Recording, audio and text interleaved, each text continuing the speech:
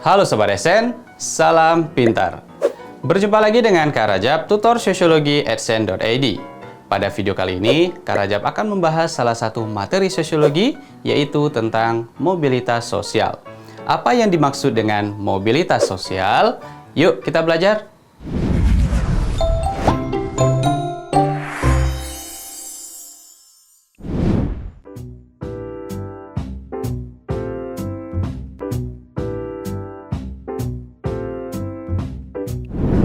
Sobat SN, pada materi mobilitas sosial ada beberapa subbab yang akan kita bahas. Yang pertama mengenai pengertian.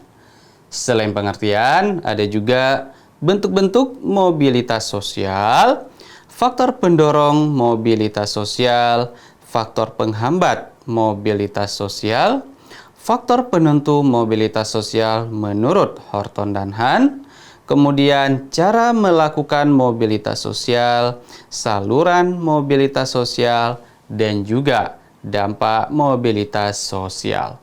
Yang nantinya ada dampak positif dan ada dampak negatif. Oke, mengenai yang pertama, pengertian. Apa yang dikatakan dengan mobilitas sosial? Oke.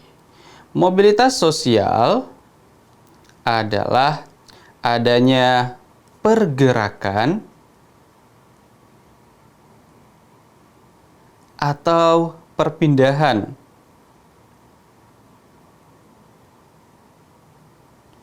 individu atau suatu kelompok ya, individu atau kelompok dari satu lapisan sosial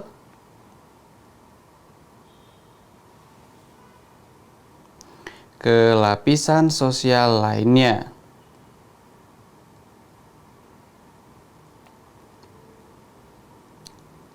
Jadi adanya pergerakan ya, baik itu yang dialami oleh seseorang atau individu atau yang dialami oleh suatu kelompok.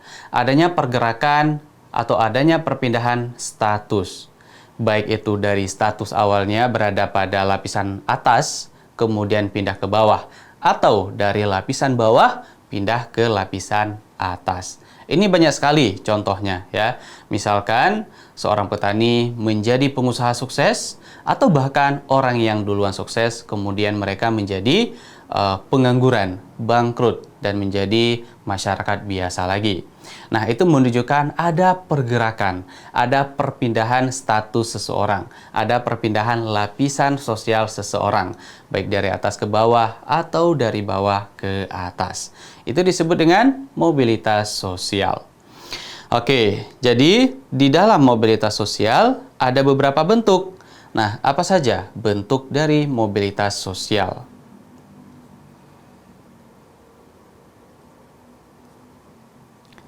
Nah, bentuk mobilitas sosial yang pertama adalah mobilitas vertikal.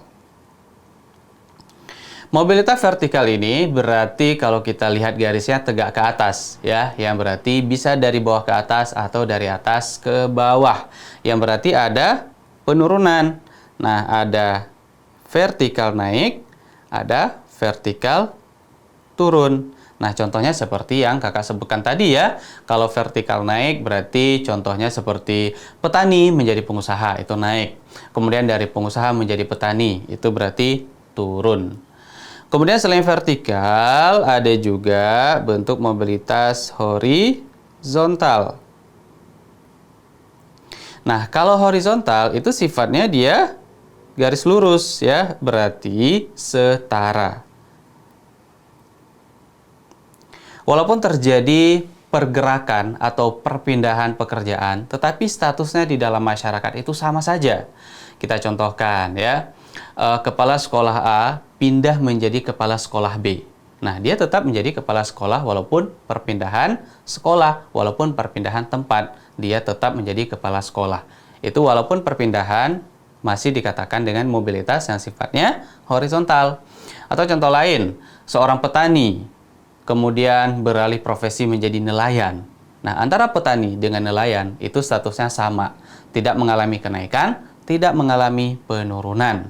Itu disebut dengan mobilitas horizontal ya, atau petani menjadi tukang ojek, itu sama saja, masih mobilitas horizontal. Kemudian selanjutnya ada mobilitas intragenerasi. Nah, kalau intragenerasi ini suatu mobilitas yang dialami oleh satu generasi. Satu generasi saja. Nah, di dalam intragenerasi dia juga mengalami proses naik atau turun. Kita contohkan dalam satu generasi, ada generasi anak ya, antara kakak dan adik. Kalau misalkan kakaknya pertamanya seorang petani, kemudian adiknya menjadi seorang pengusaha, berarti itu intragenerasi naik. Tetapi kalau misalkan kakaknya seorang pengusaha, adiknya seorang petani, berarti intragenerasi turun ya. Intinya intragenerasi yang dialami oleh satu generasi. Contohnya generasi anak. Kemudian ada juga mobilitas antar generasi. Kalau antar generasi berarti mobilitas yang dialami lebih dari satu generasi. Bisa 2, bisa 3, bisa 4, dan seterusnya. Dan di dalam antar generasi juga mengalami proses kenaikan maupun penurunan. Misalkan kita menjelaskan ada 2 generasi ya, generasi anak dan generasi orang tua. Contoh, orang tua sebagai guru, anaknya sebagai menteri. Itu menunjukkan ada antar generasi naik. Kalau misalkan orang tuanya sebagai menteri, anaknya sebagai buruh bangunan, itu menunjukkan antar generasi menurun. Jadi, suatu mobilitas yang dialami oleh lebih dari satu generasi bisa mengalami kenaikan dan juga penurunan. Selanjutnya ada mobilitas lateral atau mobilitas geografis. Ini lebih kepada perpindahan tempat ya. Contohnya apa? Seperti urbanisasi. Orang pindah dari desa ke kota. Bisa jadi di desa dia tidak memiliki pekerjaan, tidak ada penghasilan. Ketika dia pindah ke kota, dia dapat bekerja, dapat penghasilan, dan dapat mengubah hidupnya menjadi lebih baik. Jadi adanya perpindahan tempat tersebut, itu dapat dikatakan dengan mobilitas geografis. Nah, inilah beberapa bentuk mobilitas sosial yang ada di dalam masyarakat. Oke, selanjutnya berkaitan dengan faktor pendorong mobilitas sosial, kemudian apa yang menghambat mobilitas sosial itu bisa disebabkan oleh kemiskinan, pengangguran, ya, diskriminasi dan lain sebagainya. Sampai kepada saluran mobilitas maupun dampak mobilitas sosial, ada dampak positif dan dampak negatif. Semua itu Sobat Esen dapat mempelajari lebih lengkapnya, dapat mengunjungi website edsen.id. Sobat Esen, demikianlah pembahasan mengenai mobilitas sosial. Semoga Sobat Esen dapat memahaminya ya. Untuk penjelasan lebih lengkapnya, Sobat Esen dapat mengunjungi website edsen.id. Sampai jumpa lagi di video berikutnya. Salam pintar. Sekian Sobat Edsen untuk video pembelajaran hari ini. Sampai ketemu lagi di video belajar berikutnya. Jangan lupa aktifkan notifikasi untuk video terbaru kami ya. Sobat Edsen juga bisa mengunjungi edsen.id dan temukan ribuan video pembelajaran. Sampai jumpa Sobat Edsen, salam pintar!